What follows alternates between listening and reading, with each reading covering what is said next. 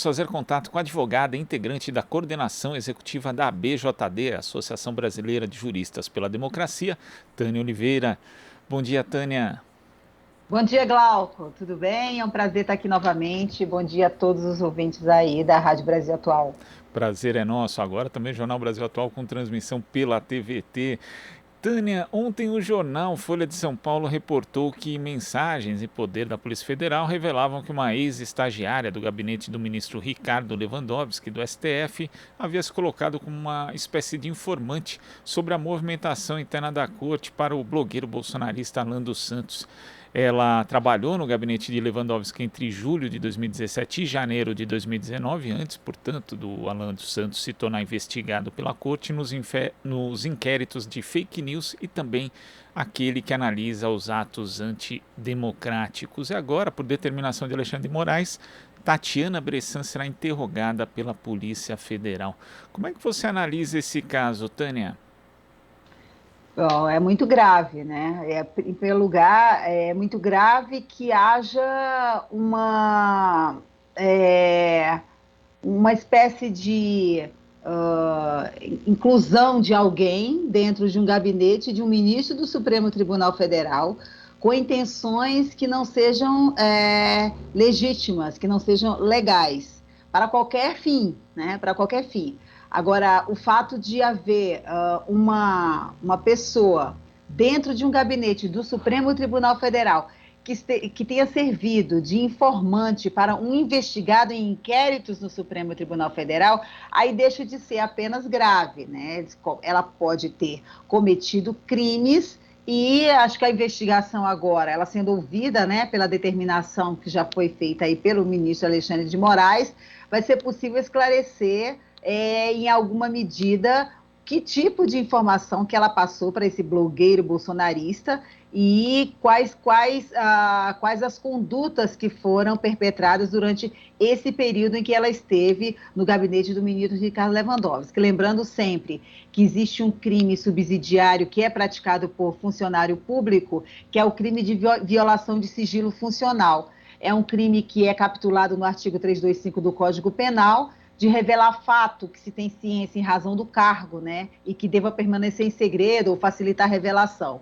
Esse crime tem, inclusive, previsão de prisão e é um crime que pratica o funcionário que revela ou que divulga qualquer informação de que tenha poder em virtude do cargo que ocupa. Ela era, naquele momento, embora estagiária, mas estava exercendo o cargo na condição de servidora pública. Então, é preciso, em primeiro lugar, investigar as condutas que ela praticou nesse período que foi revelado. A Polícia Federal vai ouvi-la, então, por determinação do ministro Alexandre de Moraes, para chegar a alguma conclusão de quais foram as condutas praticadas para, então, fazer o enquadramento.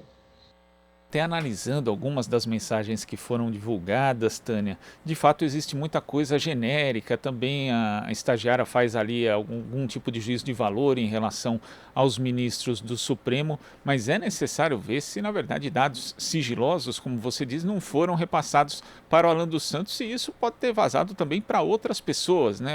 Alguém que tem esse tipo de conduta pode ter feito isso em outras ocasiões também com outras pessoas, né? Isso é algo grave. Não, claro, veja só, pelo que foi revelado, em termos de conteúdo do que foi revelado, agora que saiu na imprensa, que é o que a gente tem, de fato, não tem nada, nenhum conteúdo comprometedor. O gabinete funcionava de forma normal, regular, e ela informa ali de agendas com então o general Vilas Boas, agenda telefônica, né, que era sempre atendido, faz diversas ilações sobre questões de andamento ali na corte, né, no Supremo Tribunal Federal, mas não tem, de fato, revelação de nada que seja considerado informação, no sentido estrito senso da palavra, por vários motivos. Primeiro, porque, evidentemente, ele procurava algum tipo de irregularidade que não acontecia no gabinete do ministro Ricardo Lewandowski, e também porque estagiárias, em regra, nos gabinetes do Poder Judiciário, sobretudo do Supremo Tribunal Federal, não tem acesso a julgamento, está ali para aprender a parte mais básica e corriqueira do processo judicial. Então, faz um trabalho que é burocrático e que é vinculado aos processos ditos mais simples, né? Isso para dizer que ela não tinha acesso a debates sobre grandes julgamentos, né? Tudo que ela faz ali são ilações. E, por outro lado, não tem mesmo nenhum conteúdo que possa ser considerado comprometedor, nada disso ali naquelas revelações. Mas, de toda forma, como já dito, é a partir do depoimento dela, né, e aí é possível que haja informações que não tenham sido divulgadas ainda, né, nessa investigação. Então, é preciso aguardar. Tânia, falando ainda do Supremo Tribunal Federal, o presidente Jair Bolsonaro informou ontem que deseja prestar depoimento presencial no inquérito que apura se ele interferiu indevidamente ou não na Polícia Federal. O STF ia julgar um pedido de Bolsonaro para fazer o depoimento por escrito, mas o caso nem chegou a ser apreciado. Você entende esse recuo do presidente Jair Bolsonaro como uma forma de que ele já estava vendo que ia perder isso, ia ter que fazer o depoimento de forma presencial e achou melhor se antecipar ao resultado, Tânia? Sim, acho que sim. Veja só, a gente precisa ver, em primeiro lugar, como é que é a questão jurídica, né? O Jair Bolsonaro, ele muda a estratégia agora, né? Então, a AGU informa que ele vai fazer o depoimento por escrito. Aí a gente precisa ver várias coisas, a questão jurídica em primeiro lugar, a questão política depois. O voto do ministro Celso de Mello lá atrás, que era o relator desse caso, ele já foi bastante contundente, colocando como a questão jurídica precisa ser observada. O tema de depoimentos, nesse caso, ele é disciplinado pelo artigo 221, parágrafo 1º do Código de Processo Penal. O que diz o Código de Processo Penal? Ele diz que o presidente e o vice-presidente da República, senadores, deputados, todas as autoridades aí que são autoridades do poder executivo, legislativo e do judiciário também, eles podem prestar depoimento por escrito em local e dia e hora previamente ajustado entre eles e o juiz. Mas onde é que está? Aí tem um parágrafo que fala especificamente do presidente e do vice-presidente da República e as autoridades federais, né? Agora, veja só, onde é que está esse artigo? Essa é que é a questão, que a AGU usa indevidamente. Esse artigo, ele integra o título do Código de Processo Penal que fala das testemunhas.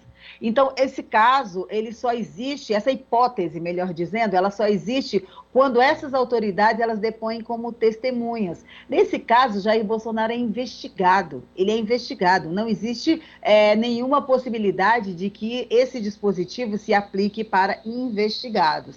E eu devo dizer até que a própria existência desse dispositivo com relação às testemunhas é duramente criticado pela doutrina, porque depoimento por escrito, ele não permite o contraditório, ele dificulta a própria inquirição continuada de quem está depondo. Então, essa previsão ela é questionada mesmo como testemunha pelos doutrinadores. E, de toda forma, não se aplica a investigados, que é o que o Bolsonaro é. Ele é investigado, ele não é testemunha. Agora, vamos para a questão política. Aí eu acho que você tem total razão. Bolsonaro está numa pegada agora, me parece, de evitar conflitos com o Supremo Tribunal Federal. Né? Então, qualquer tipo de conflito. Você vê que depois daquele pedido, famoso pedido de desculpas lá escrito pelo Michel Temer, ele calou-se, não fala, vem evitando qualquer enfrentamento com o Supremo Tribunal Federal. E como o voto do ministro Celso de Mello foi muito contundente, muito preciso, foi um voto de mais de 2 horas até, sobre esse caso específico, acho que a AGU já anunciou para ele que iria perder essa votação, ele ia ter que depor presencialmente de qualquer forma. Então, o que ele faz? Ele se antecipa e informa para o Supremo que vai depor pessoalmente para evitar que o Supremo julgue o caso. Agora, o que é interessante também, para concluir, é que Alexandre de Moraes, ele não disse ainda o que vai fazer com esse julgamento. Ele suspendeu, né? O que significa dizer que isso ainda pode ser julgado, sim, porque trata-se de uma tese, na verdade. Uma tese que não vai ser aplicada só para o Jair Bolsonaro. O Supremo precisa analisar como tese se presidentes da República ou essas autoridades que são elencadas aí no Código de Processo Penal podem ou não podem depor por escrito. Então, pode ser que esse julgamento ainda aconteça. O fato é que, com relação ao Jair Bolsonaro, agora nesse momento, ele foi suspenso porque ele resolveu, então, depor pessoalmente. E é curioso que a gente está numa época que costuma naturalizar alguns absurdos, né? Eu escutava ontem alguns comentários políticos dando conta de que o presidente preferiria fazer o depoimento por escrito antes, porque os apoiadores dele, inclusive, entendiam que, por conta do temperamento de Jair Bolsonaro, ele poderia ali se exceder dentro desse depoimento né, na Polícia Federal. Enfim, e aí você fica pensando, poxa, então a gente vai ter que adaptar a lei ao comportamento do presidente. Isso não tem cabimento nenhum, né, Tânia? A lei tem que valer para todo mundo. Exatamente. Eu acho que o dogma republicano da igualdade, né, que a todos nivela, ele não pode ser vilipendiado por tratamento especial nem extraordinário, que não existem no nosso sistema de direito constitucional positivo, né? Então, como você mesmo disse, que procura esse tipo de tentativa de privilégio, ele procura exatamente justificar o absurdo, né, que é o reconhecimento do inaceitável privilégio, que, aliás, é próprio de sociedade fundada em bases aristocráticas, né? Que é muito o que se tenta ter aqui no Brasil hoje. Enquanto vivermos, ainda que seja uma disputa cotidiana, vivemos sobre a égide de uma Constituição republicana e democrática, a Constituição e as leis, elas não prevêem prerrogativa de presidente prestar depoimento por escrito, e elas não prevêem nenhum outro privilégio que não esteja absolutamente previsto e justificado no seu próprio texto.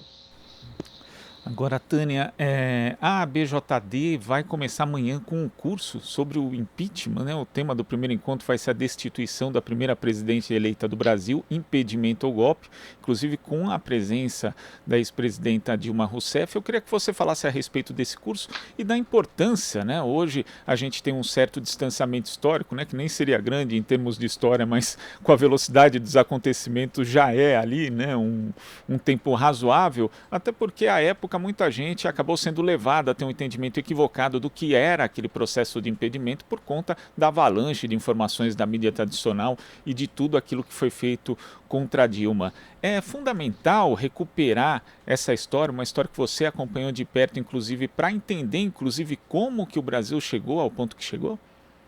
Em primeiro lugar, muito obrigada pela divulgação. Sim, a BJD começa amanhã esse curso sobre o processo de impeachment. Nós entendemos que todo esse debate que tivemos de 2016 até hoje sobre processo de impeachment cria na sociedade alguns sentimentos que são contraditórios. Primeiro, a compreensão propriamente dita do Instituto, por que ele é um instituto importante para a democracia, quer dizer, a possibilidade de que a sociedade possa solicitar a destituição do cargo, enfim, mais importante do país, para que o Poder Judiciário analise o cometimento de crimes de responsabilidade pelo presidente da República. E como esse instituto ele vem sendo, ao mesmo tempo, fragilizado pelo exercício de maioria, que foi o que aconteceu em 2016, foi tão somente um exercício de maioria, foi utilizado um instrumento que é republicano, que é constitucional, que é legítimo, mas de forma desvirtuada, porque não havia cometimento de crime de responsabilidade, mas foi utilizado contra uma presidenta legitimamente eleita, tão somente por exercício de maioria. Eles tinham os votos e eles fizeram, simples assim.